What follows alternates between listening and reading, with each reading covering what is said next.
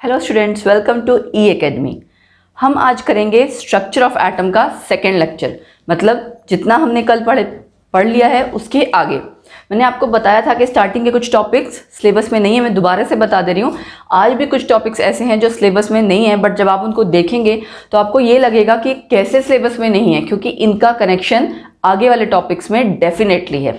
ठीक है, हमने पढ़े थे मॉडल्स, है ना। हमने स्टार्टिंग में डिस्कवरी, इलेक्ट्रॉन, प्रोटॉन, न्यूट्रॉन, उसके रिगार्डिंग पढ़ा। उसके बाद हमने न्यूक्लियस के बारे में पढ़ा कि न्यूक्लियस कैसे आया, उसकी डिस्कवरी कैसे हुई रदरफोर्ड मॉडल के थ्रू। फिर हमने किया था आइसोटोप्स, आइसोबार्स, आइसोटोन्स, ये सारी चीज़ें की, उनके न्यूमेरिकल्स किए थे, एटॉमिक मास नंबर किया था। ये चीज़ें हमने कंप्लीट कर ली थी। अब नेक्स्ट क्या है कि देखिए, जैसे हमने लास्ट टाइम क्या किया था, रदरफोर्ड मॉडल, उसकी बहुत सारी लिमिटेशंस हैं। फॉर एग्जाम्पल स्पेक्ट्रम को लेके है, लाइन स्पेक्ट्रम या एमिशन स्पेक्ट्रम। मैं आपको लेटर स्टेज पे बताऊंगी, अभी आएगा कि स्पेक्ट्रम है क्या चीज़। बट स्पेक्ट्रम में एक चीज़ है कि लाइट का रोल है, लाइट का यूज़ होता है। तो अगर आपको स्पेक्ट्रम की मतलब प्रॉपर्टीज़ या क्या चीज़ है, ये सब चीज़ें एक्सप्लेन करनी है, तो उसके बारे में, लाइट के बारे में पता होना चाहिए, है ना। और रदरफोर्ड मॉडल आपका जो भी था वो एक्सप्लेन बहुत सारी चीज़ें नहीं कर पाया, लेकिन बाद में आपकी कुछ थ्योरीज आई जिन्होंने उस चीज़ को एक्सप्लेन किया है। ठीक है, जिसमें कि लाइट का रोल है। तो उसमें सबसे पहले जो आपकी थ्योरी आती है that is electromagnetic wave theory. इसमें इस थ्योरी में रेडिएशंस की ही बात होगी।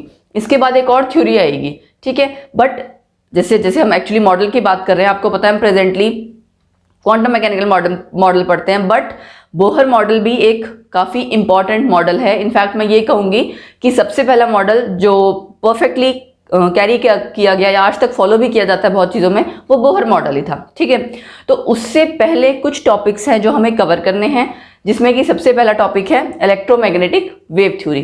तो आइए पहले इसको पढ़ लेते हैं, देन ग्रेजुअली हम आगे फर्दर थ्योरीज पे मूव करेंगे। ठीक है, अब देखिए क्या है इलेक्ट्रोमैग्नेटिक वेव थ्योरी। किसने दी थी? मैक्सवेल ने दी थी 1864 में। ये जरूर ध्यान रखिएगा कि कौन सी थ्योरी किसने दी। ईयर बेशक नहीं याद रहे चलेगा, बट साइंटिस्ट का नाम पता होना चाहिए। अब इसके नाम से देखिए आपको पता लग रहा है इलेक्ट्रोमैग्नेटिक, मतलब इलेक्ट्रिक और मैग्नेटिक फील्ड दोनों का इसमें रोल है। और दूसरा क्या है, यहाँ वेव की बात हो रही है। आपको अभी क्लियर हो जाएगा कि यहाँ वेव की बात क्यों हो रही है, क्या चीज़ है। इसके कुछ पॉइंट्स हैं, या आप ये कह सकते हैं जो इसके पॉस्टुलेट्स हैं थ्योरी के, वो डिस्कस करते हैं। क्या कहती है theory? Energy is emitted from any source continuously in the form of radiations called as radiant energy। कि पहली बात है, एनर्जी कॉन्टिन्यूसली निकल रही है, टुकड़ों में नहीं निकल रही, किसी भी सोर्स से कॉन्टिन्यूसली निकल रही है। और किस फॉर्म में निकल रही है? रेडिएशंस की फॉर्म में। ठीक है, जिसको आप कहते हो रेडिएंट एनर्जी। ठीक, क्लियर। सेकेंड पॉइंट क्या है कि radiations consist of electric and magnetic field. आ गई ना बात यहाँ पे इलेक्ट्रोमैग्नेटिक वाली, कि रेडिएशंस में इलेक्ट्रिक एंड मैग्नेटिक फील्ड है जो कि ऑसिलेट कर रहा है परपेंडिकुलर टू ईच अदर। आपको तीन एक्सिस पता है ना, एक्स, वाई, जेड। तीन एक्सिस हम करते हैं ना।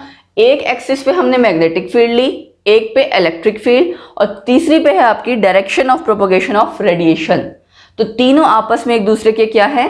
परपेंडिकुलर। यहां से हमें यही पता है ना, एक्स वाई जेड एक्सिस में आप एक एक्स एक्सिस लेते हो, एक वाई लेते हो, एक जेड लेते हो, तीनों एक दूसरे के परपेंडिकुलर हैं, राइट। जैसे सपोज करो कोई क्यूबिकल रूम है, उसका आप एक कोना ले लो, वो तीन एक्सिस हो जाएंगे ना, एक्स वाई जेड। उसी तरह से तो रेडिएशंस आपकी इलेक्ट्रिक और मैग्नेटिक फील्ड इसमें दोनों प्रेजेंट हैं, जो कि आपस में परपेंडिकुलर हैं, and also to the direction of propagation of radiation. ये काफी इंपॉर्टेंट पॉइंट है। इसी पॉइंट के बेसिस पे नाम दिया गया रेडिएशंस को इलेक्ट्रोमैग्नेटिक रेडिएशंस। दूसरा ये वेव की फॉर्म में थी, जैसे कि आपको नाम देख के पता लग रहा है थ्योरी के नाम से। तो इलेक्ट्रोमैग्नेटिक रेडिएशंस या फिर इलेक्ट्रोमैग्नेटिक वेव्स के नाम से ये जानी गई। ये चीज काफी फेमस है, ईएम वेव्स भी कहते हैं, ईएम रेडिएशंस या ईएम वेव्स। ठीक है, ये आपको क्लियर होना चाहिए क्योंकि न्यूमेरिकल्स बहुत आते हैं ऐसे। ठीक है, इनफैक्ट एमसीक्यूज में एग्जाम में जरूर आता है इससे रिलेटेड आपका क्वेश्चन। देन आपका नेक्स्ट पॉइंट है रेडिएशंस पोजेस वेव कैरेक्टर। ये हम पढ़ चुके हैं, वेव नेचर है उन रेडिएशंस का। And they travel with velocity of light. जो आपकी लाइट की वेलोसिटी है, यानी 3 × 10⁸ मीटर पर सेकेंड, उसी स्पीड से ये रेडिएशंस भी मूव करती हैं। ठीक है, वेव की फॉर्म में मूव करती हैं। लास्ट पॉइंट क्या है? They don't require any material medium for propagation.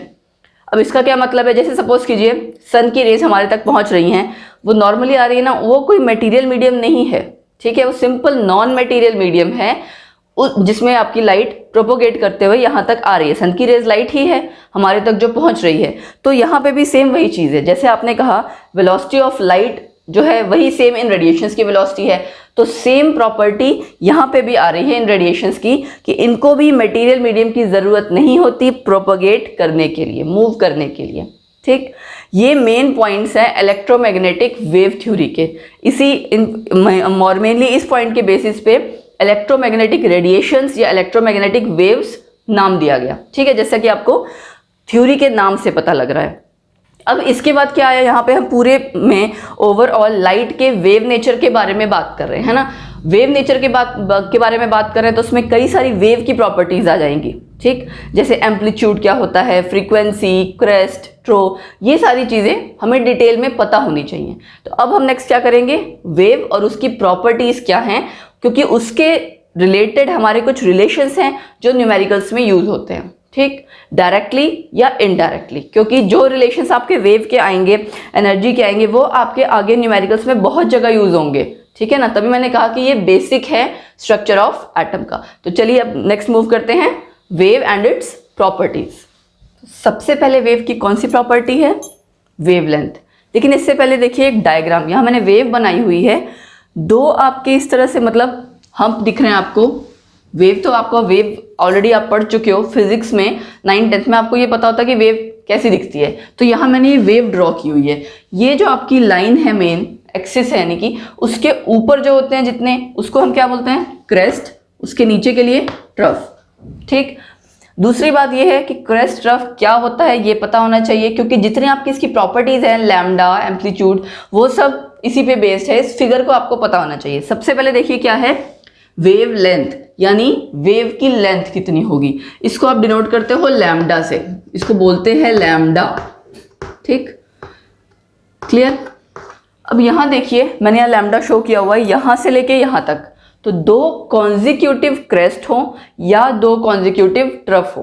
ठीक, उसके बीच का जो डिस्टेंस है, 2 कॉन्जिक्यूटिव क्रेस्ट और 2 कॉन्जिक्यूटिव ट्रो, उसके बीच का डिस्टेंस आपका लैम्डा कहलाता है। जैसे ये 2 क्रेस्ट मैंने ड्रॉ किए हुए हैं, तो सेंटर वाली जो इसकी लाइन होती है, यानी जो हाइट है उसकी मैक्सिमम वैल्यू, वहां से आप चेक करते हो। ऐसे ही दूसरा आपका जो ट्रो होगा उसके साथ, या फिर एक पूरी वेव यहां से लेके यहां तक का, दैट इज ऑल्सो लैम्डा। ठीक है, यानी एक क्रेस्ट से लेके एक ट्रो तक जो आपका पूरा डिस्टेंस है वो क्लियर हो गया। तो यानी कि यहां से लेके इस पॉइंट से लेके इस पॉइंट तक, ये भी वेवलेंथ हुई आपकी। सो हम इसको कैसे डिफाइन कर सकते हैं, डिस्टेंस बिटवीन 2 कॉन्जिक्यूटिव क्रेस्ट और 2 consecutive trough is called as wavelength. Clear. Unit इसकी क्या है, मैक्सिमम देखिए यूनिट यूज होती है आंगस्ट्रम। 1 आंगस्ट्रम किसके बराबर होता है, 10⁻⁻10 मीटर, या फिर यूज होती है नैनोमीटर या पिकोमीटर।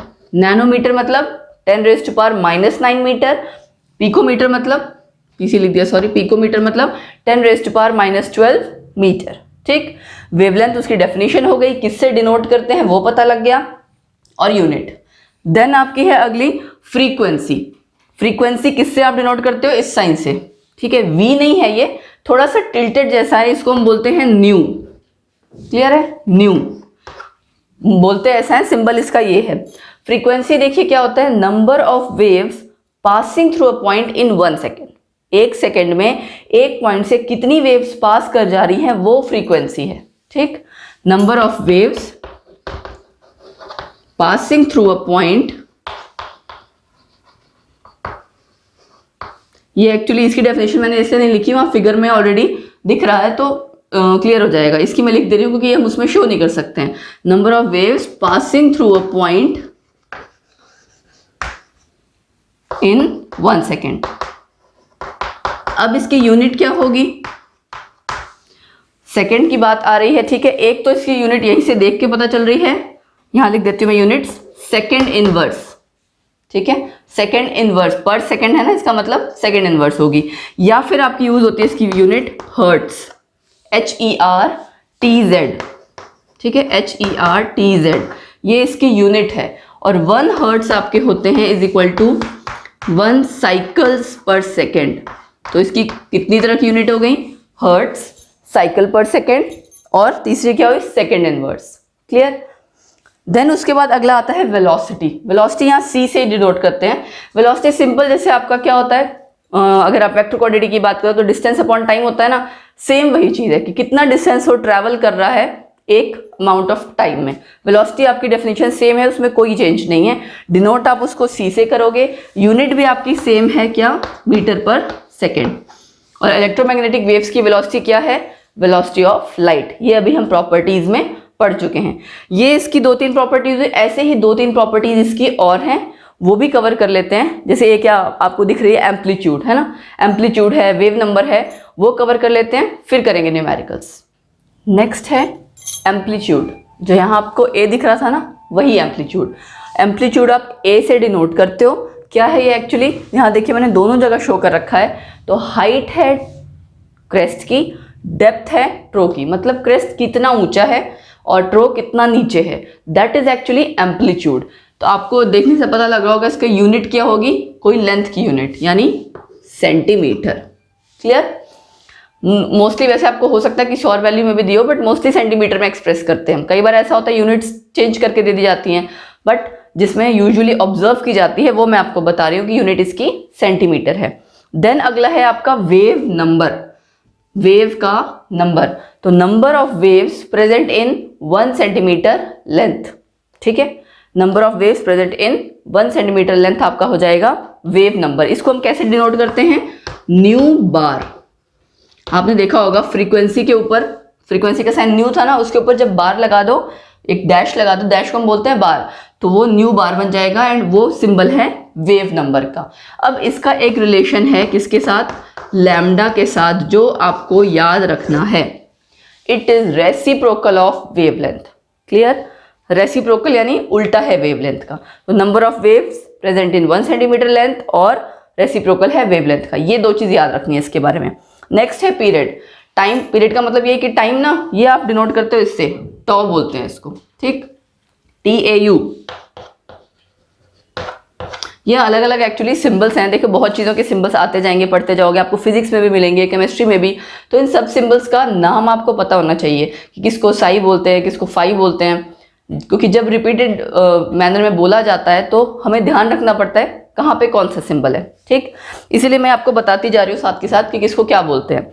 पीरियड का मतलब क्या है, टाइम से रिलेटेड है। So time taken for 1 wave to pass through a point. किसी एक पॉइंट से अगर एक वेव को पास करने में जितना टाइम लग रहा है वो है उसका पीरियड। नाम से पता लग रहा है इसकी यूनिट क्या होगी, सेकंड्स को लेके नेचुरली, क्योंकि आपको टाइम की आप बात कर रहे हो तो इसकी यूनिट हो गई सेकंड। इसकी यूनिट रह गई थी वेव नंबर की। वेव नंबर की यूनिट यहाँ से देखिए आपको पता लग रहा होगा, सेंटीमीटर इनवर्स, है ना, या नैनोमीटर इनवर्स, पिकोमीटर इनवर्स, इस तरह की जो भी आपकी लेंथ की यूनिट है इनवर्स में आ जाएगी वो। क्लियर। ये आपकी इसकी यूनिट हो गई, ये इसकी यूनिट हो गई, और ये सेकंड इसकी यूनिट हो गई पीरियड की। अब हम करेंगे इसके न्यूमेरिकल्स। और एक चीज़ और, जैसे हमने बात की इलेक्ट्रोमैग्नेटिक रेडिएशंस की, है ना, हमने बात की इलेक्ट्रोमैग्नेटिक वेव्स की, तो ऐसी बहुत सारी वेव्स हैं, उनको आप इंक्रीजिंग ऑर्डर ऑफ वेवलेंथ या डिक्रीजिंग ऑर्डर ऑफ फ्रीक्वेंसी में अरेंज कर सकते हो। वो जब इस तरह से अरेंज होती हैं तो एक बनता है स्पेक्ट्रम। उसमें बहुत सारी रेडिएशंस हैं, उसमें वो आपका विजिबल रेंज भी है, जो आपको रेनबो में कलर दिखता है, 7 कलर्स, विबग्योर जिसको आप बोलते हो, या आपने पहले भी पढ़ा हुआ है 10th में। उसके अलावा यूवी रेज, IR रेज, है ना, इस तरह की बहुत सारी रेज हैं, गामा रेज, कुछ के आपने नाम सुने होंगे, कुछ के आपने सुने भी नहीं होंगे। तो उन सारी वेव्स की एनर्जी को आप अगर एक सीक्वेंस में लगाते हो, ठीक है, या इंक्रीजिंग या डिक्रीजिंग ऑर्डर में, या वेवलेंथ कह लो या फ्रीक्वेंसी कह लो, जब आप उसको अरेंज करते हो वो आपका एक स्पेक्ट्रम बनता है सारी रेडिएशंस का। तो पहले हम करेंगे इलेक्ट्रोमैग्नेटिक स्पेक्ट्रम, फिर न्यूमेरिकल्स करेंगे। जो हमने प्रॉपर्टीज पढ़ी उसी में से 2 रिलेशन निकल के आए हैं। एक तो देखिए ये मिस हो गया था, पीरियड का रिलेशन इनवर्स है फ्रीक्वेंसी का। वेव नंबर किसका इनवर्स था, लैम्डा का, यानी कि वेवलेंथ का। पीरियड आपका इनवर्स है फ्रीक्वेंसी यानी कि न्यू का। ठीक, और दूसरा ये रिलेशन वेलोसिटी सी से is equal to frequency into wavelength, यानी कि म्यू इंटू लैम्डा। यहां से देखिए क्या पता लग रहा है, किसी भी इलेक्ट्रोमैग्नेटिक रेडिएशन के लिए फ्रीक्वेंसी अगर बढ़ेगी, ज़्यादा होगी तो वेवलेंथ घटेगी, मतलब ये दोनों एक दूसरे के इन्वर्सली प्रोपोर्शनल हैं। ये चीज़ बहुत याद रखने वाली है क्योंकि ये सब जगह काम आती है, ठीक है। सारे न्यूमेरिकल्स में कहीं ना कहीं बार बार रिपीट होगी। अब उसके बाद नेक्स्ट करते हैं इलेक्ट्रोमैग्नेटिक स्पेक्ट्रम। स्पेक्ट्रम क्या है कि पूरा आपका एक पैटर्न जैसा है जो आपको सारी इलेक्ट्रोमैग्नेटिक रेडिएशंस को मिला के मिलता है, ठीक है। अगर आप सबको कंसीडर कर लेते हो, क्या है एक्चुअली, जितनी आपकी इलेक्ट्रोमैग्नेटिक रेडिएशंस हैं अगर आप उनको अरेंज कर दोगे एक प्रॉपर ऑर्डर में, ठीक है। कैसा ऑर्डर, इंक्रीजिंग वेवलेंथ या डिक्रीजिंग फ्रीक्वेंसी, ठीक है। मैंने कहा ना इन्वर्सली प्रोपोर्शनल है तो या तो इंक्रीजिंग वेवलेंथ के ऑर्डर में या फिर डिक्रीजिंग फ्रीक्वेंसी के ऑर्डर में जब आप उन सारी इलेक्ट्रोमैग्नेटिक रेडिएशंस को अरेंज करते हो, then that spectrum obtained, complete spectrum obtained is called as electromagnetic spectrum या EM स्पेक्ट्रम। क्लियर है, मैं रिपीट कर दे रही हूं, जितनी भी आपकी इलेक्ट्रोमैग्नेटिक रेडिएशंस हैं जब आप उनको एक पैटर्न में अरेंज करते हो, कैसे पैटर्न में, इंक्रीजिंग वेवलेंथ या डिक्रीजिंग फ्रीक्वेंसी, क्योंकि फ्रीक्वेंसी और वेवलेंथ इन्वर्सली प्रोपोर्शनल हैं। जब आप उनको अरेंज करते हो तो आपको एक पूरा स्पेक्ट्रम मिलता है, वही स्पेक्ट्रम आपका कहलाता है EM स्पेक्ट्रम। ये इंपॉर्टेंट टॉपिक है, ये आपको कई जगह यूज होगा। क्लियर। देन मैंने आपको स्पेक्ट्रम ड्रॉ किया हुआ, बनाया हुआ है आपको एक्चुअली कॉस्मिक रेज, ये इंक्रीजिंग ऑर्डर ऑफ वेवलेंथ में मैंने बनाया है, ठीक। कॉस्मिक रेज, फिर gamma rays, X rays, then ultraviolet rays यानी कि UV रेज, फिर विजिबल रेंज जिसमें आपका आ जाएगा विबग्योर, ठीक है, वो अभी मैं डिटेल में फिर बताऊंगी। देन IR रेज यानी इंफ्रारेड रेज, फिर माइक्रोवेव्स, देन रेडियो वेव्स। अब ये तो थी इंक्रीजिंग ऑर्डर ऑफ वेवलेंथ, तो यानी इसकी वेवलेंथ, रेडियो वेव्स की वेवलेंथ सबसे ज्यादा है और फ्रीक्वेंसी सबसे कम, ठीक। तो ये आपको पूरा स्पेक्ट्रम याद रखना है किसकी वेव, पहले तो ये सीक्वेंस में ही याद होना चाहिए। मोर ओवर आपको ये पता होना चाहिए किसकी वेवलेंथ ज़्यादा है, किसकी फ्रीक्वेंसी ज़्यादा है, क्योंकि कंपैरेटिव पूछा जाता है, ठीक है। अब विजिबल की अगर बात करें, विजिबल की एक रेंज है, वो रेंज आपको याद रखनी है, वैल्यू 380 नैनोमीटर से 380 नैनोमीटर से 760 नैनोमीटर, 380 नैनोमीटर से 760 नैनोमीटर। ये कई बार MCQs में पूछ लिया जाता है क्या रेंज है, विजिबल रेंज जो है विजिबल लाइट की वो क्या रेंज है। इस विजिबल में क्या आ जाएगा, विबग्योर। ये आप पहले करते आ रहे हो, जो आपका रेनबो का कलर है, मतलब रेनबो में आपके जितने कलर्स होते हैं वही है। V for violet, I for indigo, B for blue, G for green, Y for yellow, O for orange, R for red, ठीक। अब एक चीज यहाँ और ध्यान देनी है, ये इसी सीक्वेंस में आप चल रहे थे ना, तो विजिबल का भी जो सीक्वेंस है वो यही आएगा। 380 से आप 760 की तरफ मूव कर रहे हो, तो क्या याद रखना है, रेड की वेवलेंथ सबसे ज़्यादा है और फ्रीक्वेंसी सबसे कम। और अगर रिवर्स देख लें, वॉयलेट की वेवलेंथ सबसे कम है, फ्रीक्वेंसी सबसे ज़्यादा, ठीक। ये कुछ पॉइंट्स हैं जो हमें MCQs के फॉर्म में भी कई तरह से आते हैं, कहीं ना कहीं कोरिलेट करके हमें यूज़ करना होता है, या फिर न्यूमेरिकल्स में तो आते ही आते हैं, ठीक। और न्यूमेरिकल्स में भी, खाली इसी के न्यूमेरिकल्स में नहीं, आगे भी बहुत जगह यूज होते हैं, ठीक। अब इस सारे टॉपिक के हम करेंगे, जो हमने वेव की प्रॉपर्टीज पढ़ी हैं उससे रिलेटेड हम करेंगे न्यूमेरिकल्स। सो क्या है हमारा question, calculate wave number, frequency of yellow radiations having wavelength 5800 angstrom. तो हमें दो चीज़ कैलकुलेट करनी है और वेवलेंथ दी हुई है, साथ में नाम बता दिए येलो रेडिएशंस, उसका कोई रोल नहीं है, वो जस्ट ये वैसे ही क्वेश्चन की फॉर्म में है। कई बार बच्चे कंफ्यूज कर जाते हैं, येलो रेडिएशंस दे रखी है तो उसका क्या करना है, हमें सॉल्व करते हैं। गिवन क्या है, देखिए गिवन है हमें वेवलेंथ लैम्डा, हमें गिवन है 5800 एंगस्ट्रॉम। क्या करेंगे हम, सबसे पहले कन्वर्ट करेंगे इसको 5800 इंटू 10⁻⁻10 मीटर। एंगस्ट्रॉम में आप कैलकुलेट नहीं करते हो, आप यूजुअली या तो यूनिट सेंटीमीटर रखते हो या मीटर रखते हो, ठीक है। हमने मीटर ही रखी, चलिए कोई बात नहीं। देन उसके बाद पहले हमें क्या कैलकुलेट करना है, वेव नंबर, यानी कि ये वेव नंबर क्या होता है, हमें रिलेशन पता है 1/λ, तो हम क्या करेंगे 1/5800 इंटू 10⁻⁻10, इसको कैलकुलेट करेंगे। कैलकुलेट करके हमारा आ गया 1.7 इंटू 10⁻6 मीटर। ये आपका आ गया वेव नंबर, ठीक है। दूसरी चीज क्या कैलकुलेट करनी है हमें, फ्रीक्वेंसी। अब फ्रीक्वेंसी और वेवलेंथ का क्या रिलेशन था, C इज इक्वल टू ये रिलेशन था ना। आपको क्या क्या गिवन है, वेवलेंथ, c गिवन नहीं है बट c की वैल्यू आपको हमेशा पता है 3 × 10⁸ मीटर पर सेकेंड। ये भी मीटर में है, ये भी मीटर में है, ठीक है, हम कैलकुलेट कर सकते हैं। देन इसको हम अगर c बाय लैम्डा कर लें, ऐसे हो जाएगा ना, फ्रीक्वेंसी निकालना है c बाय लैम्डा, यही हो गया 3 × 10⁸ मीटर पर सेकेंड। इसको आपने डिवाइड किया किससे, लैम्डा की वैल्यू से। लैम्डा की वैल्यू थी 5800 × 10⁻, कितना था, -10 मीटर, ठीक है। अब मीटर से आपको ये मीटर से मीटर यूनिट कट जाएगी है ना, क्या यूनिट आ जाएगी, खाली सेकेंड। तो आपकी तभी सेकेंड इनवर्स, सॉरी, तभी आपकी यूनिट फ्रीक्वेंसी की आ जाएगी सेकेंड इनवर्स। इसको कैलकुलेट करें तो वैल्यू आ जाएगी 5.17 × 10⁻14 सेकेंड इनवर्स, ठीक है। वैसे भी आपको पता है फ्रीक्वेंसी हमारी सेकेंड इनवर्स या हर्ट्स में होती है। यहाँ आप कैलकुलेट कर रहे हो, जब दिखा ही रहे हो मीटर पर सेकेंड मीटर, तो सेकेंड इनवर्स आपको यूनिट लिखनी है। बहुत सिंपल क्वेश्चन था। इसी तरह से देखिए, आपको कई बार क्वेश्चन पूछा होता है और साथ में एक चीज़ और पूछी होती है कि जो आपको कैलकुलेट करके आया वो रेडिएशन इलेक्ट्रोमैग्नेटिक स्पेक्ट्रम में कहाँ लाई करेगी या किस पार्ट से बिलोंग करेगी, ठीक है। तो कई बार तो आपकी विजिबल रेंज में आ जाती है वैल्यू, वहाँ तो आप बता सकते हैं विजिबल रेंज, बाकी सबकी वैल्यूज आपको नहीं पता है, बट कोई ना कोई हिंट जरूर दिया होता है। जैसे सपोज करो कोई क्वेश्चन पूछा जा रहा है माइक्रोवेव रिलेटेड, है ना, माइक्रोवेव जो आप घर में यूज करते हो, तो डेफिनेटली उसका जो स्पेक्ट्रम आएगा, अगर ये क्वेश्चन पूछा जाता है कि ये रेस कहाँ लाई करेगी, तो आपका आंसर आएगा माइक्रोवेव। या रेडियो स्टेशन की बात आ रही है, ठीक है ना, कई बार क्वेश्चन इस तरह से दिया होता है रेडियो स्टेशन रिलेटेड, तो वहाँ आपके क्या चीज़ आएगी, रेडियो वेव्स, है ना। तो इलेक्ट्रोमैग्नेटिक स्पेक्ट्रम का रेडियो वेव्स वाले पार्ट में आपकी वो वेव्स लाई करेगी। तो ये थोड़ा ट्रिकी चीज़ें हैं जो आपको पता होनी चाहिए, ठीक।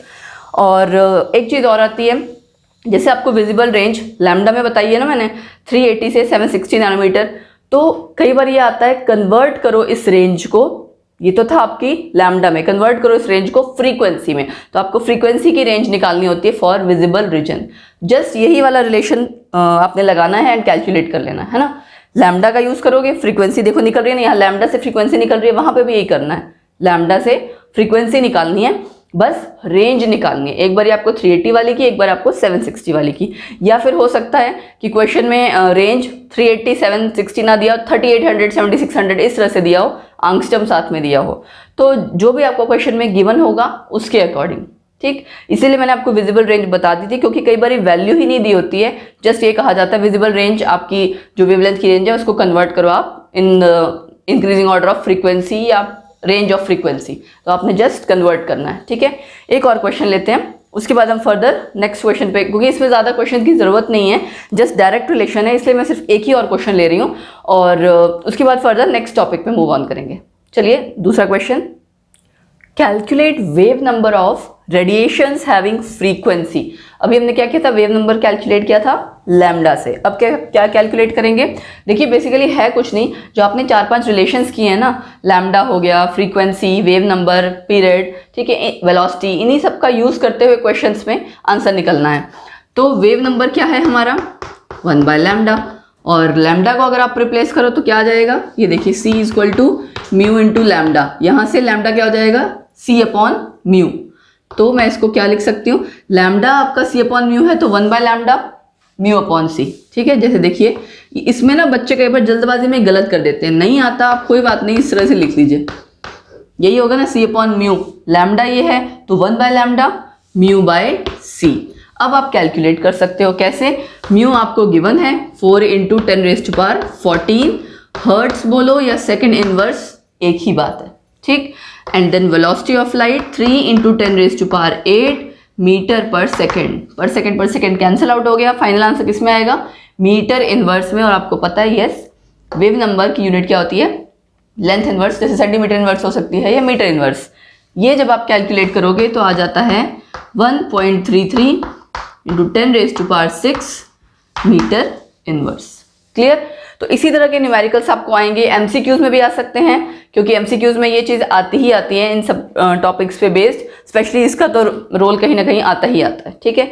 तो अब इसके बाद देखिए, इसके बाद क्या हुआ कि ये तो था आपकी इलेक्ट्रोमैग्नेटिक वेव थ्योरी, बट इसकी कुछ लिमिटेशंस हैं। ये पूरी थ्योरी आपकी किस पे बेस्ड थी, वेव नेचर पे, है ना। लाइट के वेव नेचर को हमने पूरा इसमें डिस्कस किया है। लेकिन ऐसी बहुत सी प्रॉपर्टीज़ हैं जो लाइट के पार्टिकल नेचर से एक्सप्लेन होती हैं, जैसे कि black body radiation, photo electric effect, है ना। ब्लैक बॉडी रेडिएशन, शायद ये हो सकता है कि आपने 10th क्लास में पढ़ा होगा ब्लैक बॉडी क्या होती है, परफेक्ट एब्जॉर्बर, है ना। तो उस तरह से ब्लैक बॉडी रेडिएशन का कॉन्सेप्ट और फोटो इलेक्ट्रिक का कॉन्सेप्ट पार्टिकल नेचर के हेल्प से एक्सप्लेन किया जा सकता है। सो वो इसकी क्या हो गई, इलेक्ट्रोमैग्नेटिक वेव थ्योरी की लिमिटेशंस।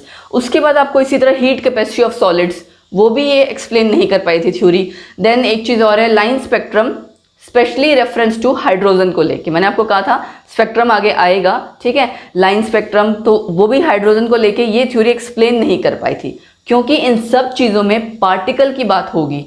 जो आपकी इसकी लिमिटेशंस मैंने अभी डिस्कस की हैं, इसमें सब में लाइट के पार्टिकल नेचर को लेते हुए या उसको कंसीडर करते हुए आप सारी प्रॉपर्टीज डिस्कस करोगे, जो जितनी थ्योरीज आएंगी वो पढ़ोगे। सो लिमिटेशंस हो गई। अब पहले हम क्या करते हैं, ब्लैक बॉडी रेडिएशन और फोटो इलेक्ट्रिक इफेक्ट डिस्कस कर लेते हैं। उसके बाद आपकी दूसरी थ्योरी आएगी जो कि पार्टिकल नेचर को एक्सप्लेन करेगी, और वो थ्योरी है आपकी प्लैंक्स की, ठीक है, प्लैंक्स क्वांटम थ्योरी। पहले करते हैं black body radiation and photo electric effect. Photo electric effect भी बहुत इंपॉर्टेंट है, उस पे बेस्ड भी न्यूमेरिकल्स आते हैं एंड ग्राफ भी आता है। ग्राफ रिलेटेड क्वेश्चन बहुत बार आता है उससे रिलेटेड। तो चलिए स्टार्ट करते हैं। सो ब्लैक बॉडी रेडिएशन, नाम से क्लियर हो रहा है कि वो रेडिएशन जो कहाँ से एमिट हो रही है, ब्लैक बॉडी से। तो अब ये ब्लैक बॉडी क्या चीज़ है, देखिए ब्लैक बॉडी मतलब perfect absorber and perfect radiator, ये याद रखना ज़रूरी है। परफेक्ट एब्जॉर्बर और नहीं, एंड कहना चाहिए इनफैक्ट, एंड परफेक्ट रेडिएटर, मतलब कि एब्जॉर्ब और एमिट दोनों ही, एमिट कह लो या रेडिएट कह लो, दोनों ही ये क्या करेगा, हर तरह की फ्रीक्वेंसीज को, यानी जितने टाइप्स ऑफ फ्रीक्वेंसीज हैं, जितने टाइप्स ऑफ वेवलेंथ्स हैं, ब्लैक बॉडी वो सब तरह की फ्रीक्वेंसीज को एमिट भी कर सकती है एंड रेडिएट भी कर, एब्जॉर्ब भी कर सकती है, ठीक है। तो दोनों चीज करेगी, तभी हम क्या बोलेंगे उसको, perfect absorber and perfect radiator. तो अगर जो रेडिएशंस एमिट हो रही हैं वो ब्लैक बॉडी से हो रही हैं, तो हम उनको क्या कहेंगे, ब्लैक बॉडी रेडिएशन। ये तो हो गई मेन जस्ट इसकी सिंपलेस्ट डेफिनेशन कह लो या जो इसका पॉइंट है। बट मेन पॉइंट क्या है, कॉन्सेप्ट क्या है, जैसे कि सपोज कीजिए आप किसी सब्सटेंस को जिसका कोई अपना मेल्टिंग पॉइंट ज़्यादा है, उसको आप हीट करते हो। आपने कभी नोट किया होगा, जब आप उसको जैसे जैसे हीट करते जाओगे उसका कलर चेंज होता जाता है, रेड होता है, फिर और हीट करोगे तो और ग्लो मतलब येलो हो जाता है, फिर और ज़्यादा हीट करोगे ग्लो करने लग जाता है वो white colour and further blue light. तो ये कलर्स का चेंज क्यों आ रहा है, कलर्स का चेंज आना मतलब, अगर आपको ध्यान हो, विबग्योर आपने किया ना, विजिबल कलर का मतलब क्या है, विजिबल रेंज का मतलब क्या था, जिसको हम अपनी आईज से देख सकते हैं। आईज से किसको देखेंगे, जो चीज कलरफुल हो, है ना। तो विजिबल रेंज की ही बात हो रही है, जिसको हम देख सकते हैं। कलर आपका चेंज हो रहा था, देखिए मैंने आपको कहा ना, रेड, उसके बाद येलो, फिर ब्लू, इस तरह से चेंज होता जा रहा था। मतलब ये कम होता जा रहा है। क्या कम होता जा रहा है, या तो वेवलेंथ या फ्रीक्वेंसी, इसमें चेंजेस आ रहे हैं। वेवलेंथ में चेंजेस आ रहे हैं या फ्रीक्वेंसी में चेंजेस आ रहे हैं, तभी आपका कलर चेंज हो रहा है। बट अगर बात करें पिछली थ्योरी की, यानी कि इलेक्ट्रोमैग्नेटिक वेव थ्योरी की, वो क्या कहती थी कि आपकी जितनी भी एनर्जी रेडिएशंस हैं वो निकल जो रही होती हैं, कैसे हो रही होती है, कॉन्टिन्यूसली।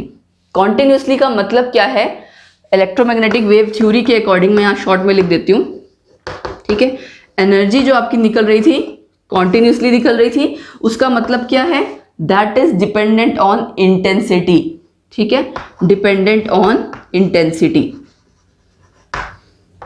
ये ध्यान से समझिएगा कि इंटेंसिटी क्या है, फ्रीक्वेंसी क्या है। इंटेंसिटी मतलब कि स्क्वायर ऑफ एम्पलीट्यूड,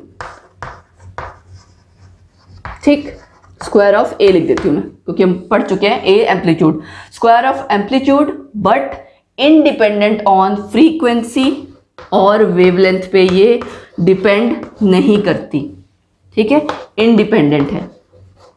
अब इसका क्या मतलब हुआ, इलेक्ट्रोमैग्नेटिक वेव थ्योरी के अकॉर्डिंग अगर फ्रीक्वेंसी या लैम्डा पे डिपेंड नहीं कर रही वो रेडिएशंस, फिर तो जो हम हीट कर रहे हैं सब्सटेंस, उसका कलर चेंज होना ही नहीं चाहिए, क्योंकि वेवलेंथ अगर इंडिपेंडेंट है, वेवलेंथ पे डिपेंड नहीं कर रही, तो कलर चेंज होने का मतलब क्या है, वेवलेंथ या फ्रीक्वेंसी चेंज होना। हम ऑब्जर्व कर रहे हैं कि कलर चेंज हो रहा है, इसका मतलब इलेक्ट्रोमैग्नेटिक वेव थ्योरी इस चीज़ को एक्सप्लेन नहीं कर सकती, और हमने वो पहले ही ऑलरेडी पढ़ लिया है कि क्यों। उसका रीज़न क्या है? Particle nature. जब हमारी नेक्स्ट थ्योरी आएगी ना पार्टिकल नेचर के लिए, प्लैंक्स क्वांटम थ्योरी, वहाँ हम एक्सप्लेन करेंगे कि वो थ्योरी कैसे एक्सप्लेन करेगी ब्लैक बॉडी रेडिएशन के पूरे कॉन्सेप्ट को। ठीक, तो ये क्लियर हो गया कि electromagnetic wave theory black body radiation को क्यों नहीं एक्सप्लेन कर पा रही। अब एक ग्राफ आपका और आता है कि सपोज आप इंटेंसिटी को प्लॉट करो वेवलेंथ के साथ, लैम्डा के साथ, तो आपका इस तरह का ग्राफ आता है। ठीक है, मतलब intensity with increase in wavelength एक बार इंक्रीज होती जाएगी, फिर एक स्टेज के बाद आप कह सकते हो कि हाईएस्ट पॉइंट आने के बाद डिक्रीज होती जाएगी। So this was all about black body radiation. दूसरा हमारा टॉपिक क्या है?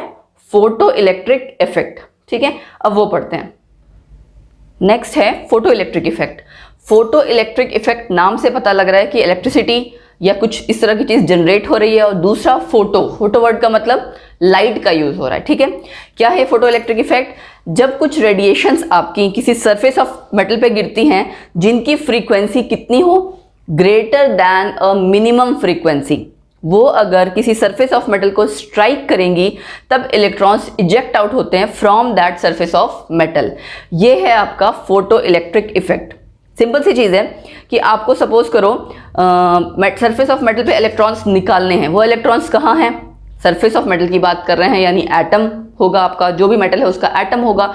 एटम में सेंटर में क्या है? न्यूक्लियस। उस न्यूक्लियस की फोर्स उन इलेक्ट्रॉन्स पे लग रही है, तो आपको कितनी ज़्यादा एनर्जी देनी पड़ेगी, ठीक है, या जो लाइट गिरेगी उसकी इंटेंसिटी, फ्रीक्वेंसी, कई सारी चीज़ें हैं, वो मैं आपको अभी एक्सप्लेन करूंगी। इंटेंसिटी, फ्रीक्वेंसी, सबका क्या मतलब है? बेसिकली एनर्जी का मेन मोटिव है यहाँ पे, मतलब है यहाँ पे कि एनर्जी आपकी इतनी होनी चाहिए उस इंसिडेंट लाइट की कि वो जो फोर्स है न्यूक्लियस और इलेक्ट्रॉन्स के बीच उससे ज़्यादा हो सके, है ना। तभी जब आप उतनी एनर्जी दोगे उस इलेक्ट्रॉन को तो क्या करेगा? वो उस फोर्स को काटते हुए, मतलब कि जो होल्ड कर रहा था न्यूक्लियस इलेक्ट्रॉन को, उसको ओवरकम कर पाएगा और इजेक्ट आउट हो पाएगा। बाहर निकलने के लिए भी एक्स्ट्रा एनर्जी चाहिए। क्या करते थे हम आयनाइजेशन एनर्जी में? लूजली बाउंड इलेक्ट्रॉन को, सबसे बाहर वाले इलेक्ट्रॉन को हटाते थे ना एनर्जी दे के। वही सेम चीज़ है एक तरह से कि आपको एनर्जी इतनी देनी है कि वो इलेक्ट्रॉन उस एटम को छोड़ दे और बाहर निकल आए। फाइन, सिंपल लैंग्वेज में अगर हम कहें तो यही है। So when radiations with frequency greater than a minimum value of frequency, mu naught यहाँ दिया हुआ है, ये मिनिमम वैल्यू ऑफ फ्रीक्वेंसी कहलाती है थ्रेशहोल्ड फ्रीक्वेंसी। ये नाम याद रखना है आपने, थ्रेशहोल्ड फ्रीक्वेंसी। डेफिनेशन इसकी कई बार पूछ ली जाती है, ठीक है, क्या होता है threshold frequency? Minimum frequency mu naught इसी का सिंबल है थ्रेशहोल्ड फ्रीक्वेंसी का। Strike the surface of the metal, then electrons are ejected out from that surface of the metal. This phenomena is called as photoelectric effect। और वो जो electrons निकले हैं वो क्या है? Photo electrons. ठीक है, अब एक चीज और, जैसे मैं आपको डायग्राम की हेल्प से बता देती हूँ। ये लाइट गिरी इस पे, ठीक है, इंसिडेंट लाइट थी, क्लियर। ये हमारा है मेटल का सरफेस और ये इलेक्ट्रॉन आपका निकलेगा। कब निकलेगा? जब हमारे पास थ्रेशहोल्ड फ्रीक्वेंसी से ज्यादा वैल्यू होगी, ठीक है। एटलीस्ट मिनिमम फ्रीक्वेंसी एटलीस्ट उतनी क्यों कही हुई है कि उससे क्या होगा? निकल सकेगा। उसके बाद जो इलेक्ट्रॉन निकलेगा, निकलने के बाद उसकी काइनेटिक एनर्जी किस पे डिपेंड करेगी? जितनी उसको एक्स्ट्रा एनर्जी मिली है ना। जो इलेक्ट्रॉन निकला वो काइनेटिक एनर्जी उस पर किस पे डिपेंड करेगी कि कितनी उसके पास एक्स्ट्रा एनर्जी थी, क्योंकि जितनी इंसिडेंट लाइट की आप एनर्जी प्रोवाइड करवा रहे हो, कुछ तो वो बॉन्ड ब्रेक करने में हेल्प करेगी, जो होल्ड है, फोर्स ऑफ अट्रैक्शन है न्यूक्लियस और इलेक्ट्रॉन का, और कुछ उसकी काइनेटिक एनर्जी में यूज होगी। तो इसीलिए इस पे बेस्ड आपका क्वेश्चंस आते हैं काइनेटिक एनर्जी के रिगार्डिंग और फोटो इलेक्ट्रिक इफेक्ट के रिगार्डिंग। कुछ ग्राफ्स हैं वो इंपॉर्टेंट है जो हमें करने हैं ज़रूरी, कि आपके photo electrons, number of photo electrons किस पे डिपेंड करेंगे, इंटेंसिटी का क्या रोल है, फ्रीक्वेंसी या एनर्जी का क्या रोल है। तो अब हम करते हैं इसकी, आप कह सकते हैं प्रॉपर्टीज या इसकी डिटेल्स फोटो इलेक्ट्रिक इफेक्ट की, कि इसका कंक्लूजन क्या निकला है, इफेक्ट्स क्या हुए इसके। सो कुछ फैक्ट्स हैं फोटो इलेक्ट्रिक इफेक्ट के रिगार्डिंग। क्या है वो फैक्ट्स? देखिए, पहला क्या है कि अभी हमने बात की थ्रेशहोल्ड फ्रीक्वेंसी की, कि अगर जो इंसिडेंट लाइट गिर रही है उसकी उतनी फ्रीक्वेंसी नहीं होगी तो आपके इलेक्ट्रॉन्स इजेक्ट नहीं होंगे। इनफैक्ट उससे ज़्यादा होनी चाहिए, वो मिनिमम फ्रीक्वेंसी की वैल्यू है, उससे ज़्यादा होगी तभी इलेक्ट्रॉन्स बाहर निकलेंगे, है ना। और अगर उससे कम होगी तो नहीं। तो पहला पॉइंट इसलिए क्या बनेगा, electrons are ejected only when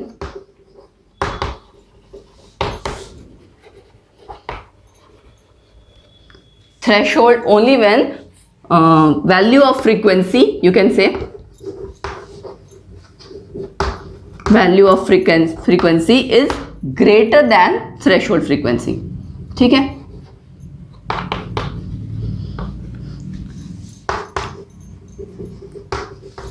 threshold frequency हम डिनोट करते हैं म्यू नॉट से, है ना। ये चीज़ हमारी क्लियर हो गई, क्योंकि अगर इससे कम होगा तब तो इलेक्ट्रॉन्स को उतनी एनर्जी ही नहीं मिली है कि वो एटम से जो फोर्स ऑफ अट्रैक्शन उसका इन्फ्लुएंस पड़ रहा था न्यूक्लियस से, सॉरी एटम से न्यूक्लियस से, वो उन फोर्सेस को कट कर सके। एक तो उतनी एनर्जी चाहिए, उसके बाद थोड़ी और एनर्जी चाहिए होगी ताकि वो सरफेस को छोड़ सके, मेटल के सरफेस को छोड़ सके। इजेक्ट आउट का मतलब यही है कि बाहर आ सके, इसीलिए ग्रेटर देन दैट फ्रीक्वेंसी चाहिएगा। फ्रीक्वेंसी और एनर्जी हम ये कह सकते हैं, जैसे अभी तो ये आपका नहीं आया है, क्या बोलते हैं, relation E is equal to H mu, क्योंकि ये प्लैंक्स क्वांटम थ्योरी अगले जो हमने थ्योरी पढ़नी है उसमें आएगा। बट याद रखने के लिए आप कह सकते हो कि जितनी ज़्यादा फ्रीक्वेंसी उतनी ज़्यादा एनर्जी होगी, है ना। तो ये पैरेलली ही बात चल रही है। उसके बाद देखिए दूसरा पॉइंट क्या है, वेलोसिटी या फिर काइनेटिक एनर्जी किसकी, फोटो इलेक्ट्रॉन्स जो इजेक्ट आउट हुए हैं उनकी। वेलोसिटी और kinetic energy of the photo electrons किस पे डिपेंड करनी चाहिए आपके अकॉर्डिंग। अगर हम एनर्जी की बात कर रहे हैं, अभी अभी मैंने कहा क्या होगा, फ्रीक्वेंसी पे डिपेंड करेगी। सो वेलोसिटी और kinetic energy of the photo electrons is dependent upon frequency किसकी, इंसिडेंट लाइट की, फ्रीक्वेंसी ऑफ इंसिडेंट लाइट। और किस पे नहीं डिपेंड करेगा, इंटेंसिटी पे। ये लिखना चाहे पॉइंट तो आप लिख सकते हैं, बट अंडरस्टूड है। But and that it is independent on intensity. कई बार पूछा जाता है kinetic energy does not depend upon, तो इंटेंसिटी पे डिपेंड नहीं करेगी, फ्रीक्वेंसी पे करेगी, ठीक। तीसरा पॉइंट कि कितने फोटो इलेक्ट्रॉन्स इजेक्ट आउट होंगे, number of photo electrons ejected is dependent upon, या it will depend upon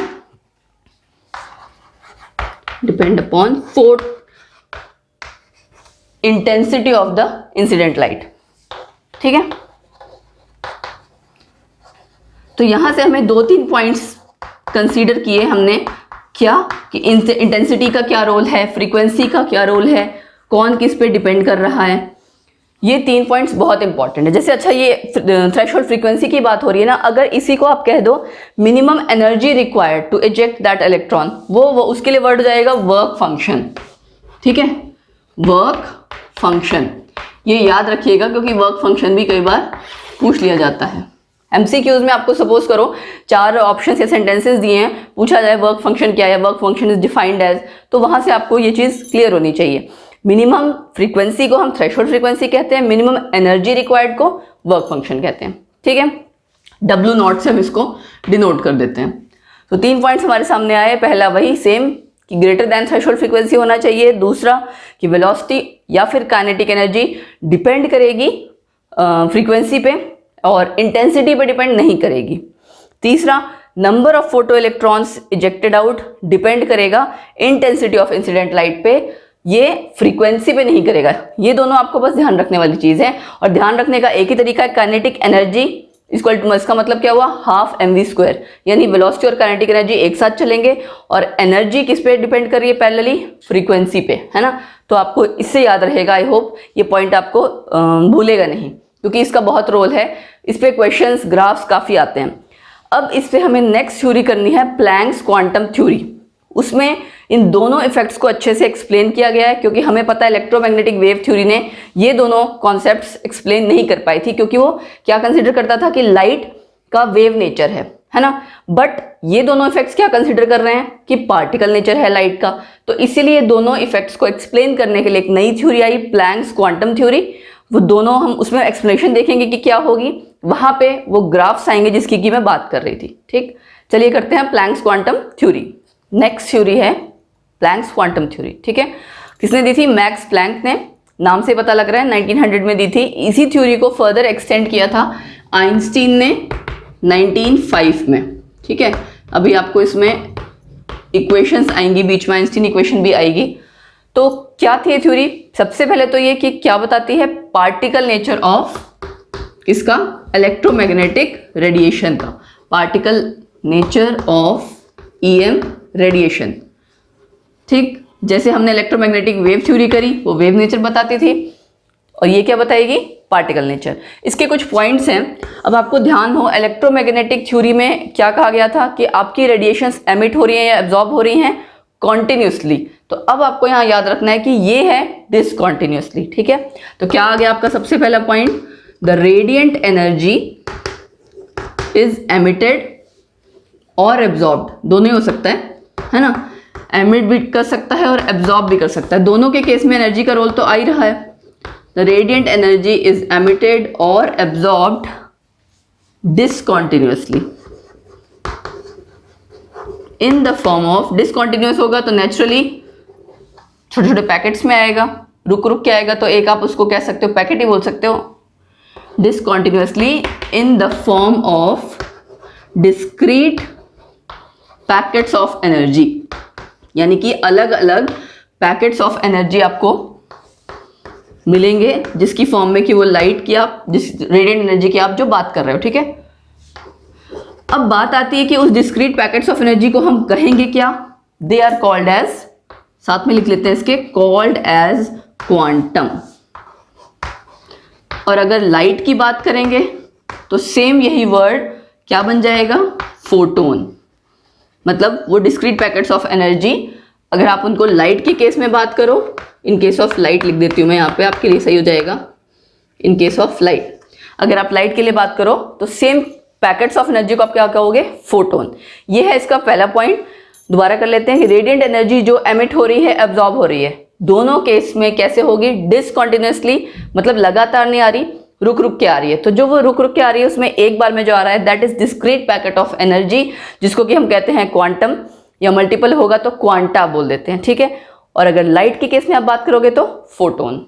ठीक, ये था पहला पॉइंट। दूसरा पॉइंट है आपका कि energy is directly proportional to frequency. ये जो एनर्जी आप, रेडिएंट एनर्जी जिसकी बात कर रहे हो, ये डिपेंडेंट है या डायरेक्टली प्रोपोर्शनल है किसकी? फ्रीक्वेंसी ऑफ रेडिएशन पे। तो अगर आप प्रोपोर्शनलिटी कांस्टेंट लगाएंगे तो क्या आ जाएगा? E equal to H mu. यही है आपकी, क्या है ये जो H दिख रहा है आपको, ये है प्लैंक्स कांस्टेंट, है ना। इसकी वैल्यू याद रखनी है आपको, इसकी वैल्यू होती है 6.6 इंटू 10⁻⁻34। ठीक, -34। और यूनिट अगर आप देखना चाहें तो क्या होगा? ई, म्यू को आप नीचे ले आओगे, ई की यूनिट क्या होगी? जूल, है ना। और म्यू की यूनिट क्या होती है? यानी फ्रीक्वेंसी की सेकेंड इनवर्स। तो सेकेंड इनवर्स सपोज करो, देखो यहाँ मैं करके दिखाती हूँ आपको, ई बाय म्यू। यूनिट एक्चुअली क्या होता है, या तो डायरेक्ट याद रहे, अगर नहीं याद रहती है तो आप डिराइव कर सकते हैं, जूल और इसका सेकेंड इनवर्स ऊपर जाएगा तो जूल सेकेंड। ठीक है, इसलिए इसकी यूनिट ये आ गई। ये वैल्यू याद रखना, 6.6 इंटू 10⁻⁻34 जूल सेकेंड। ठीक है, तो ये इक्वेशन आपकी क्या कहती है कि एनर्जी डायरेक्टली प्रोपोर्शनल है फ्रीक्वेंसी पे, है ना। उसके बाद तीसरा पॉइंट क्या है? अगर आप इस पॉइंट को देखें, यही सेम पॉइंट हमारा फोटो इलेक्ट्रिक इफेक्ट में भी आ रहा था ना, कि जो काइनेटिक एनर्जी है वो किस पे डिपेंड कर रही है? फ्रीक्वेंसी पे, राइट। और टोटल एनर्जी फिर किस पे डिपेंड करेगी? E is equal to NH mu. Obviously n मतलब जितने नंबर होंगे उसके हिसाब से। ठीक, तो ये दोनों पॉइंट्स तो ऑलमोस्ट सिमिलर ही हैं। ये थे इसके मेन पॉइंट्स। अब इसमें एक चीज और आती है, एक वर्ड आता है वन आइंस्टीन। वन आइंस्टीन क्या होता है?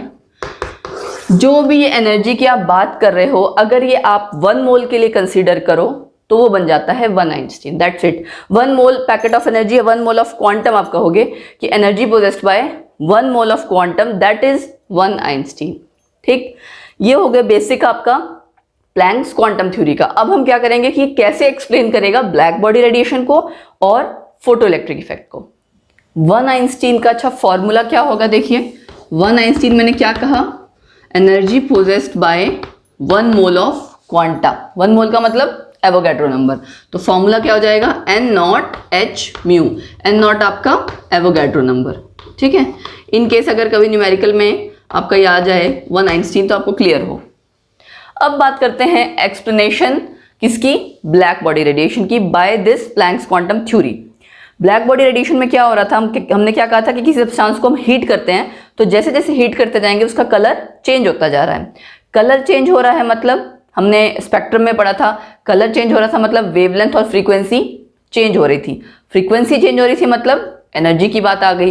तो जैसे जैसे आपका वो सब्सटेंस एनर्जी एब्जॉर्ब करता जाता है, स्टार्टिंग में क्या होगा कि उसने एनर्जी एब्जॉर्ब की, वाइब्रेशन में आया, थोड़ी और एनर्जी की एब्जॉर्ब की, इसी तरह से कॉन्टिन्यूसली जब एनर्जी एब्जॉर्ब करता जा रहा है तो रेडिएशंस एमिट करता है of higher and higher frequency. और कलर चेंज आपका कैसे होने लग जाता है, रेड हुआ, फिर येलो हुआ, है ना, फिर देन फर्दर ग्लो करने लग जाएगा वाइट लाइट में एंड देन ब्लू। तो ये कलर चेंज हो रहा है मतलब फ्रीक्वेंसी इज चेंजिंग, है ना। फ्रीक्वेंसी इज चेंजिंग का मतलब क्या हो गया कि आप एनर्जी एब्जॉर्ब कर रहा है, फ्रीक्वेंसी चेंज हो रही है। तो इसीलिए आपका पार्टिकल नेचर एक्सप्लेन कर रहा है। Wave nature electromagnetic wave theory नहीं कर रहा था, क्योंकि इलेक्ट्रोमैग्नेटिक वेव थ्योरी किसकी बात करती थी, वेव की, और बात करती थी कि कॉन्टिन्यूसली एनर्जी एमिट होगी, बट कॉन्टिन्यूसली एमिट होगी तो कलर चेंज नहीं होना चाहिए था। सो प्लैंक्स क्वांटम थ्योरी ने कहा कि ये सब्सटेंस जैसे जैसे एनर्जी एब्जॉर्ब करता जाएगा उतनी ही एनर्जी की या हायर फ्रीक्वेंसी की रेडिएशंस एमिट करेगा, इस वजह से आपके कलर चेंज होते हैं। दूसरा क्या था आपका, फोटो इलेक्ट्रिक इफेक्ट, है ना। फोटो इलेक्ट्रिक इफेक्ट का तो मैंने आपको कॉन्सेप्ट पहले ही बता दिया कि इलेक्ट्रॉन्स इजेक्टेड का हमने जो बात की कि आपके वेलोसिटी या काइनेटिक एनर्जी डिपेंड करती है किस पे, फ्रीक्वेंसी ऑफ इंसिडेंट रेडिएशन पे, ना कि इंटेंसिटी पे। वो पॉइंट्स हमने ऑलरेडी क्लियर कर लिए हैं कि फोटो इलेक्ट्रिक इफेक्ट कैसे एक्सप्लेन होता है प्लैंक्स क्वांटम थ्योरी से। लेकिन उसके बाद मेन चीज़ क्या आती है, काइनेटिक एनर्जी इजेक्टेड इलेक्ट्रॉन की क्या होगी, है ना। तो देखिए काइनेटिक एनर्जी यानी कि हाफ mv², क्या होगी वो, जब एक्स्ट्रा उसको एनर्जी दे दी जाए तब। तो हम क्या कर रहे हैं, H mu minus H mu naught, मतलब हमने उसको थ्रेशोल्ड फ्रीक्वेंसी दी प्लस जो एक्स्ट्रा एनर्जी दे दी वही उसकी काइनेटिक एनर्जी उस फोटो इलेक्ट्रॉन की। तो आपका फॉर्मूला आ गया half mv² is equal to H mu minus H mu naught. इस एच म्यू नॉट को हम क्या लिख सकते हैं, W, ठीक है। तो हमारा फॉर्मूला क्या बन गया, ये देखिए एच म्यू यानी कि kinetic energy of the ejected electron. अगर आपको कैलकुलेट करना है तो आप इस फॉर्मूले से कैलकुलेट कर सकते हो।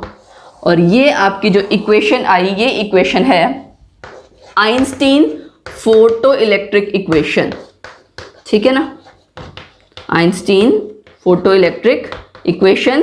इस पे बेस्ड न्यूमेरिकल्स आते हैं and it is very important, ठीक है। और दो चीज़ इसमें और है, ग्राफ। इन केस अगर आपका ग्राफ मैं काइनेटिक एनर्जी का प्लॉट कर रही हूँ, किसके साथ, अभी हमने बात की ना काइनेटिक एनर्जी की फ्रीक्वेंसी के साथ प्लॉट कर रही हूँ, फ्रीक्वेंसी ऑफ इंसिडेंट रेडिएशन, तब आपका ग्राफ आता है इस तरह से। थोड़ा सा जीरो पे नहीं आएगा क्योंकि कुछ अमाउंट ऑफ फ्रीक्वेंसी तो रहती है ना, ठीक है। ये है आपका इसका ग्राफ, स्लोप हम कह सकते हैं h। और अगर यही सेम ग्राफ मैं प्लॉट करूं काइनेटिक एनर्जी का इंटेंसिटी के साथ, काइनेटिक एनर्जी और दूसरी जगह आपका इंटेंसिटी होगा, तो नेचुरली काइनेटिक एनर्जी इंटेंसिटी पे नहीं डिपेंड करती, तो क्या आ जाएगा, k is equal to constant. इस ग्राफ से रिलेटेड एग्जाम में कई बार क्वेश्चन पूछा जाता है, ग्राफ को तोड़ मोड़ के दिया होता है और पूछ लिया जाता है which one of them is correct. तो आपको अगर ये कॉन्सेप्ट पता होगा तो आप वहाँ पे अटेम्प्ट कर पाएंगे। अब एक्सप्लेनेशन हो गई, फर्दर मूव ऑन करते हैं। अब इसके हमें न्यूमेरिकल्स भी करने हैं, ठीक है। And yes that's it. इसमें हमने एक्सप्लेन कर लिया प्लैंक्स क्वांटम थ्योरी की हेल्प से ब्लैक बॉडी रेडिएशन को, फोटो इलेक्ट्रिक इफेक्ट को। उसके बाद फर्दर हमने ये न्यूमेरिकल रिगार्डिंग इक्वेशन की, इक्वेशन के बाद हमने ग्राफ किए। अब इसके करते हैं न्यूमेरिकल्स। सो फर्स्ट क्वेश्चन क्या है हमारा, calculate frequency and energy of a photon of radiation having wavelength 6000 angstrom, ठीक है। तो हमें क्या गिवन है, लैम्डा गिवन है ना, lambda is equal to 6000 angstrom. इसको आप किस में कन्वर्ट करोगे, ऑब्वियसली मीटर में, तो 6000 इंटू 10⁻⁻10 मीटर। अब कैलकुलेट क्या करना है, देखिए फ्रीक्वेंसी और एनर्जी। पहले फ्रीक्वेंसी निकालते हैं। फ्रीक्वेंसी कैसे आएगी लैम्डा का यूज करते हुए, c बाय लैम्डा, यही था ना रिलेशन आपका, c equal to mu into lambda. तो आप c की value 3 into 10⁸ metre per second, lambda की वैल्यू गिवन है आपको 6000 इंटू 10⁻10 मीटर, कैंसिल आउट हो जाएगा। यूनिट आपकी ऑब्वियसली क्या आ गई, सेकेंड इनवर्स, और कैलकुलेट करके ये वैल्यू आएगी 5 इंटू 10⁻14 सेकेंड इनवर्स। सेम वैसे ही था जैसे हमने पहले किया था। उसके बाद नेक्स्ट आपको निकालना है एनर्जी। एनर्जी किससे आएगी, h म्यू, ये जो आपने अभी इक्वेशन पढ़ी, ठीक है। तो h की वैल्यू प्लैंक्स कांस्टेंट है 6.6 इंटू 10⁻34 जूल सेकेंड, और फ्रीक्वेंसी की वैल्यू आपने यहाँ से कैलकुलेट की है, अभी जो आपने कैलकुलेट किया वही सेम आप इसमें मल्टीप्लाई कर दोगे, 5 इंटू 10⁻14 सेकेंड इनवर्स। ये आप देख सकते हो सेकेंड इनवर्स, यूनिट कट जाएगी, फाइनल आंसर आपका जूल में आएगा। नेचुरली एनर्जी हमारी किस में होती है, जूल में, तो यानी हमारा आंसर यूनिट हमारी करेक्ट आ रही है। यूनिट करेक्ट मैं इसलिए बोल रही हूँ क्योंकि जल्दबाजी में कई बार स्टूडेंट्स यूनिट का ध्यान नहीं देते और फाइनल आंसर कई बार करेक्ट निकालते हैं बट यूनिट गलत लिखते हैं, तो वो भी आपका सही नहीं माना जाएगा। इसको हम मल्टीप्लाई करते हैं, इसकी वैल्यू आ जाएगी 3.31 इंटू 10⁻19 जूल, ठीक। सो यहाँ हमने कैलकुलेट किया फ्रीक्वेंसी एंड एनर्जी। अच्छा, एक जगह आपका हो सकता है न्यूमेरिकल्स में एक चीज़ और यूज़ हो, 1 इलेक्ट्रॉन वोल्ट, इसकी वैल्यू याद रखिएगा 1.6 इंटू 10⁻19 कूलम, ठीक है। 1 इलेक्ट्रॉन वोल्ट का मतलब क्या है कि एक इलेक्ट्रॉन को जब आपको पोटेंशियल डिफरेंस 1 वोल्ट का दिया जाए तो जो वो एनर्जी शो कर रहा है दैट इज एक्चुअली ये वाली वैल्यू 1 इलेक्ट्रॉन वोल्ट, ठीक है। इसका जस्ट आपको वैल्यू याद रखनी है क्योंकि न्यूमेरिकल्स में बहुत आता है। कुछ और क्वेश्चंस लेते हैं। नेक्स्ट क्वेश्चन है कैलकुलेट, देखिए यहाँ क्या करना है, 100 वाट बल्ब दिया हुआ है और आपको कहा गया है कि वो लाइट एमिट कर रहा है, उसका लैम्डा की वैल्यू दी है, वेवलेंथ की वैल्यू कैलकुलेट करना है, नंबर ऑफ फोटोन्स एमिटेड पर सेकेंड बाय द बल्ब। तो पहले तो ये देखिए 100 वाट का मतलब क्या है, पावर दिया हुआ है ना, पावर बल्ब की कितनी हुई, पावर का फॉर्मूला होता है एनर्जी बाय टाइम, राइट। तो यानी कि 100 जूल पर सेकेंड, इतना ही है। उसके बाद अगली चीज क्या है, आपको लैम्डा दी हुई है, आपको नंबर ऑफ फोटोन्स एमिटेड निकालना है। तो पहले तो एनर्जी निकालना पड़ेगा ना, E equal to H mu, mu हमें दे नहीं रखा, हमें दे रखा है लैम्डा, तो हम क्या करेंगे c बाय लैम्डा ले लेंगे। h की वैल्यू पुट करते हैं 6.6 इंटू 10⁻34, यूनिट साथ आपको वैसे लिखनी चाहिए बट मैं ये कि ओवरऑल कैलकुलेट कर दे रही हूँ। लाइट की वैल्यू 3 इंटू 10⁸, यहाँ तो देखो आएगा जूल सेकेंड, यहाँ मीटर पर सेकेंड, और लैम्डा आपको दिया हुआ है 400 नैनोमीटर, मतलब 400 इंटू 10⁻9 कन्वर्ट कर दिया मैंने मीटर में क्योंकि ऊपर वाली हमारी वैल्यूज मीटर पर सेकेंड में है। ये जब आप कैलकुलेट करोगे तो आपका आ जाएगा 4.96 इंटू 10⁻19 जूल, ठीक है। अब नंबर ऑफ फोटोन्स आपको पर सेकेंड निकालने हैं, कितने हैं, तो क्या करोगे, जो आपको पावर दी हुई थी, number of photons is equal to जो पावर दी हुई थी, नेचुरली उसको डिवाइड कर दोगे इस एनर्जी से, तभी तो आपका आ जाएगा 100 divide by 4.96 into 10⁻19, correct. Formula भी अगर आप देखो तो क्या होता है, वो जूल पर सेकेंड है, ये जूल है, पर सेकेंड कितने नंबर ऑफ फोटोन्स निकल रहे हैं वही तो निकालने हैं हमें। तो ये कैलकुलेट करके आ जाता है 2.012 इंटू 10⁻20, ठीक है। और यस, सेकेंड इनवर्स यूनिट आप इसलिए लिख रहे हो क्योंकि आपका यहाँ कैलकुलेट करो अगर देखो तो पर सेकेंड निकाल रहे हो इसलिए, ठीक है। अब अच्छा एक चीज़ और, यहाँ नंबर ऑफ फोटोन्स पे बात आई, अगर कई बार क्वेश्चन में ऐसा आता है 1 मोल को लेके कैलकुलेट करो, तो आप क्या कर दोगे, यहाँ जो आपने इक्वल टू एच म्यू किया ना, n यानी कि एवोगाड्रो नंबर, मोल के लिए आप क्या करोगे, मल्टीप्लाई कर दोगे एवोगाड्रो नंबर, ठीक। फिर अगला क्वेश्चन है calculate kinetic energy of ejected electron when light of frequency दी हुई है falls on the surface of a metal, और उसका क्या दी हुई है, थ्रेशोल्ड फ्रीक्वेंसी। तो काइनेटिक एनर्जी यानी कि ½ mv² कितना था, अगर मैं लिखना चाहूँ h mu minus H mu not, इसको आप कैसे लिख सकते हो, h mu minus mu naught. अब इसकी वैल्यू पुट कर लें, h की value 10⁻34, mu minus mu naught, mu देखो कितना दिया है 5.2 इंटू 10⁻14 माइनस म्यू नॉट दिया है 5 इंटू 10⁻14, क्लियर। तो हमारा प्लैंक्स कांस्टेंट की वैल्यू हमने फिर से लिखी, मल्टीप्लाई में 0.2 आ जाएगा इंटू 10⁻14। अब आप ये कैलकुलेट करोगे तो आपका आ जाएगा 1.325 इंटू 10⁻⁻20 और यूनिट क्या आ जाएगी? जूल, क्योंकि हम कैलकुलेट कर रहे थे काइनेटिक एनर्जी। क्लियर? बहुत सिंपल है। जितने टॉपिक्स हमने किए उस पे बेस्ड जितने न्यूमेरिकल्स थे वो मैंने सब कवर कर लिए। तो आज के लेक्चर के लिए इतना ही। इसके बाद नेक्स्ट लेक्चर में हम बात कर रही थी ना स्पेक्ट्रा की, स्पेक्ट्रम पढ़ेंगे एंड फर्दर आगे बोहर मॉडल तक कैसे प्रोसीड करना है, उसके बीच कुछ टॉपिक्स हैं। Then Bohr model next lecture में हम लोग बोहर मॉडल स्टार्ट कर देंगे। तब तक आप यहाँ तक का सारा रिवाइज कर लीजिए, क्वेश्चंस की प्रैक्टिस कर लीजिए एंड वीडियोस देखते रहिए। Like share subscribe, that's it. Thank you, bye bye, take care.